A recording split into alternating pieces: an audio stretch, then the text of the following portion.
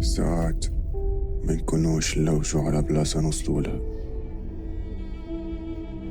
أما نلوجو على لحظة صادقة نحسو فيها بالهدوء متاع الطبيعة.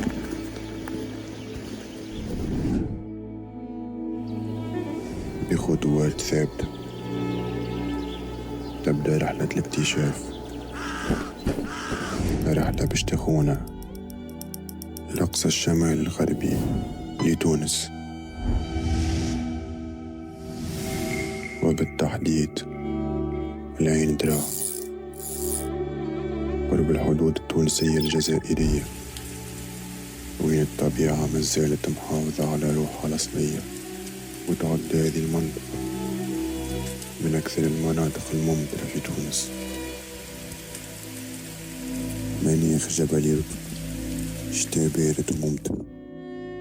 المناخ هذا عطى المنطقة هوية مميزة، وخلى الغابات فيها كثيفة وغنية بالحياة.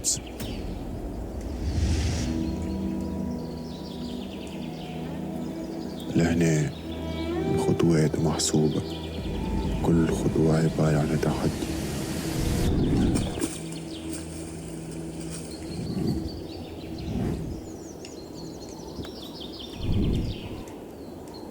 على حافة الجلدة الصغيرة اللي تكونت من ماء العيون الجاري، يتعدى الماء بين الأحجار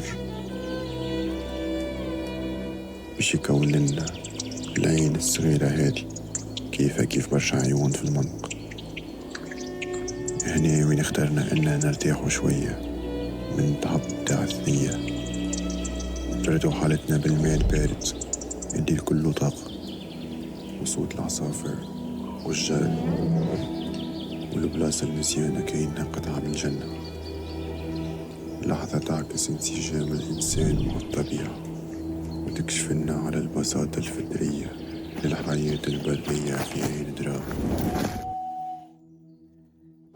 اخترت الشجرة ذي الكبيرة وين ارتحت على غصنها، وانا قاعد نغزر لصاحبي وهو يلم في الحطب اللي باش نستحقوه في الليل. لازمنا نوفر الموارد الكل قبل ما يهبط علينا الليل، من اللوح والماكل حتى شايل النار.